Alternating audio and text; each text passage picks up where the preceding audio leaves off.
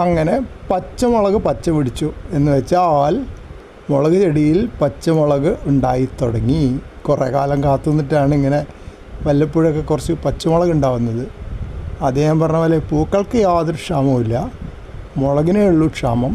മിക്കവാറും ഇല ചുരുളുന്ന ഒരു പ്രശ്നം വരും. ഇതിൻ്റെ ഇലയ്ക്ക് ചെറുതായിട്ടുണ്ട്, പക്ഷേ മറ്റ് ചെടികളുടെ അത്ര ഇല്ല.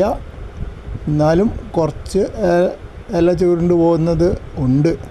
അപ്പോൾ ഇനി ഇതിൽ എത്ര പച്ചമുളക് ഉണ്ടാവുമെന്ന് എനിക്ക് അറിഞ്ഞുകൂടാ. ഇത് 2 ദിവസം കഴിഞ്ഞെടുത്ത വീഡിയോ ക്ലിപ്പാണ്.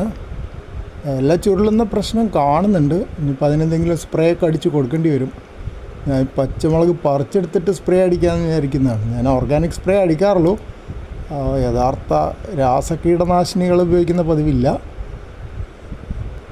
പക്ഷേ ചിലപ്പോൾ ഈ ഇല ചുരുളൽ കൂടുകയാണെങ്കിൽ പറിച്ച് കളയേണ്ടി വരും. കാരണം ഞാൻ വായിച്ചു നോക്കിയപ്പോൾ പറയുന്നത് എന്താണെന്ന് വെച്ചാൽ, ഇല ചുരുളലുണ്ടെങ്കിൽ അത് പറിച്ച് കളയുക, വേറെ ചെടി നോക്കുക, എന്നിട്ട് അതിന് പ്രശ്നം വരാതിരിക്കാൻ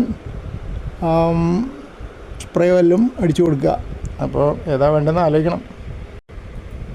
ഇത് ഇവിടെയുള്ള വേറൊരു മുളക് ചെടിയാണ്. അതിലും ഉണ്ടാവുന്നുണ്ട് ഒരു മുളക്. പൂക്കളുണ്ട്, കണ്ടില്ലേ, ഉണങ്ങിപ്പോയ പൂ കണ്ടില്ലേ, അത് മുളകാവാതെ തന്നെ ഉണങ്ങിപ്പോയത് കണ്ടില്ലേ. അങ്ങനെയാണ് പൊതുവെ അധികവും വരാറ്. ശരിക്കും പറഞ്ഞാൽ ഈ ഒരു മുളകൊന്നും പോരാ ഈ ചെടിയിൽ. സാധാരണ ഇതിൽ ഉണ്ടാവുന്ന പൂക്കളുടെ എണ്ണം നോക്കുകയാണെങ്കിൽ ഒരു 10-15 മുളകെങ്കിലും കാണണം. അങ്ങനെയൊക്കെയാണ് ഉണ്ടായിരുന്നത്. പറമ്പിലൊക്കെ നട്ടാൽ അങ്ങനെ ഉണ്ടായിക്കൊണ്ടിരുന്നത്. പണ്ട് ചെറുപ്പത്തിൽ വീട്ടിൽ നടുമ്പോഴും അങ്ങനെയാണ്. ചെടി നിറയെ പൂക്കളുണ്ടാവും, നിറയെ മുളകും ഉണ്ടാവും. ഇതിവിടെ ചെടിച്ചട്ടിയിൽ നടാൻ തുടങ്ങിയപ്പോഴാണ് പ്രശ്നങ്ങൾ തുടങ്ങിയത്. ഒന്നും കായ്ക്കാത്ത പ്രശ്നങ്ങൾ. ഇനി അതിനെപ്പറ്റി പഠിച്ചു വരികയാണ്. കുറേശ്ശെ പുരോഗതി ഉണ്ട്. പുതിയ പല പരീക്ഷണങ്ങൾ നടത്തി ചെടിച്ചട്ടിയിൽ കുറേശ്ശെ ഉണ്ടാവാൻ തുടങ്ങിയിട്ടുണ്ട്.